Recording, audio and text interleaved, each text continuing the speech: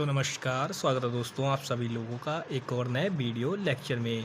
दोस्तों इस वीडियो में हम बात करने वाले हैं रौद्र रस, ठीक है। क्योंकि बाकी जो पीछे के जो थे वो मैं आपको बता चुका हूं, तो अगला जो आता है वो आता है हमारा रौद्र रस, ठीक है। तो इसके बारे में देखिए क्या है, सारी डेफिनेशन सेम रहती है, मैंने बताया है। केवल दो चीज़ें चेंज होती हैं, एक आपका स्थायी भाव चेंज हो जाता है और दूसरा आपका रस का नाम जो भी होता है वो वहाँ पे आ जाता है। ये स्ट्रक्चर मैंने बताया था, यानी कि एक प्रकार से उसकी आकृति बताई थी डेफिनेशन की कि किस प्रकार से होता है, ढांचा जैसे कहते हैं ना, वो ढांचा मैंने आपको बता रखा है। बस उसमें क्या करो, रस का नाम रख दो और स्थायी भाव चेंज कर दो, बाकी पूरी डेफिनेशन सेम रहती है, अगर आप बार बार डेफिनेशन को रटना नहीं चाहते तो, ठीक है।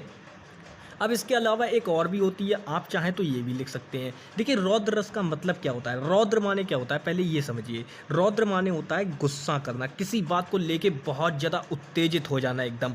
तो देखिए यहाँ पे रौद्र रस की परिभाषा दूसरी ये लिखी हुई है कि जब किसी व्यक्ति द्वारा अपने गुरुजन तथा परिजन के अपमान के पश्चात उत्पन्न मनोवृत्ति, यानी कि मान लीजिए कोई व्यक्ति है, अब वो व्यक्ति आपके परिजन यानी कि माता पिता हैं, भाई बहन या कोई और, ठीक है, और क्या है गुरुजन, गुरुजन यानी आपके शिक्षकगण, ठीक है, उनके लिए कोई उल्टा सीधा कहता है, मान लीजिए टीचर्स के लिए कहता है अरे वो तो ऐसा पढ़ाते वैसा पढ़ाते, तो आपको बुरा लगेगा। यानी अगर आपके लिए माता पिता के लिए, मान लीजिए कोई आपके माता पिता के लिए अपशब्द इस्तेमाल कर रहा है, तो वहाँ पे आप उसे जो भी दंड देने के लिए उत्तेजना आपके मन में उत्पन्न हो रही होगी वो क्या कहलाती है, रौद्र रस कहलाती है, क्योंकि आप उसको दंड देने के लिए उत्तेजित हो रहे हो वहाँ पे, ठीक है, तो वो क्या कहलाती है, आपकी रौद्र रस कहलाती है। ये तो हो गई रौद्र रस की दोनों डेफिनेशंस। चलिए इस वाली को भी मैं बता देता हूँ, ध्यान दीजिएगा। जहाँ भाव विभाव अनुभाव, भाव विभाव अनुभाव तथा संचारी भाव के योग से, ठीक है, संचारी भाव के योग से या संयोग से, ये मैं बताता हूँ आपको बार बार, दोनों में से आप कोई भी यूज़ कर सकते हो, ठीक है। क्रोध नामक स्थायी भाव, ये स्थायी भाव आपको याद रखनी है, हर रस का स्थायी भाव जरूर पता होना चाहिए, ठीक है। क्रोध नामक स्थायी भाव रस में परिणत होता है, वहाँ रौद्र रस हो जाता है, ठीक है, इतनी सी बात है। तो ये तो रौद्र रस की परिभाषा हो गई, ये बिल्कुल जिस तरीके की डेफिनेशन आप चाहते हो कि इस तरीके की डेफिनेशन मिले, ये वो वाली डेफिनेशन थी। अब बात करते हैं इसके उदाहरण के बारे में। बिल्कुल देखिए बहुत ही सिंपल उदाहरण मैं लेता हूँ, बिल्कुल आपको समझ में आना चाहिए। अच्छा एक बात बताओ, आपके दिमाग में प्रश्न घूम रहा होगा, क्या बिल्कुल बस एक वाक्य में उदाहरण नहीं हो सकता है? बिल्कुल हो सकता है, एक वाक्य में भी हो सकता है, लेकिन सिस्टम क्या है, आपकी इच्छा है। आपको अगर एक वाक्य वाले मिल जाए तो आप एक वाक्य वाले भी कर सकते हो, क्योंकि रस की प्राप्ति होनी चाहिए। अगर आपको एक शब्द से भी रस की प्राप्ति हो रही है ना, जैसे वाह, मतलब इसमें मैंने बोला वाह, यानी कि इसमें मुझे आनंद की प्राप्ति हुई, यानी कोई ना कोई सा रस तो मुझे इसमें प्राप्त हुआ, यानी कि शब्द में भी रस आपको प्राप्त हो सकता है। ऐसा नहीं है कि वाक्य से ही होगा या कोई दोहा छंद होना ही जरूरी है, ऐसा कुछ नहीं है दोस्तों, ठीक है।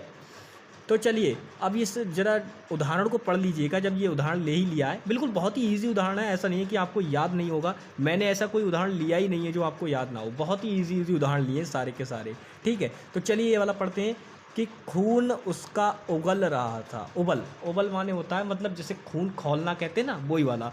तो खून उसका उबल रहा था, मनुष्य से दैत्य में बदल रहा था।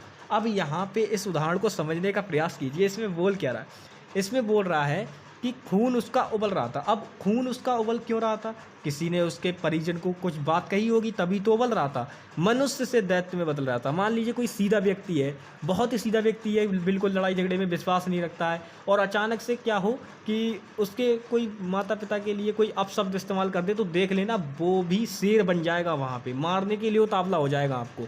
तो वो रीज़न यही है, वो रीज़न यही है, ठीक है। तो यहाँ पे हम देखते हैं कि प्रस्तुत उदाहरण में एक मनुष्य जिसका क्रोध इतना प्रबल हो गया है कि वह दैत्य बनने लगा। दैत्य मतलब वैसा वाला नहीं कि इंसान से राक्षस में कन्वर्ट हो रहा है, नहीं, ऐसा कुछ नहीं है।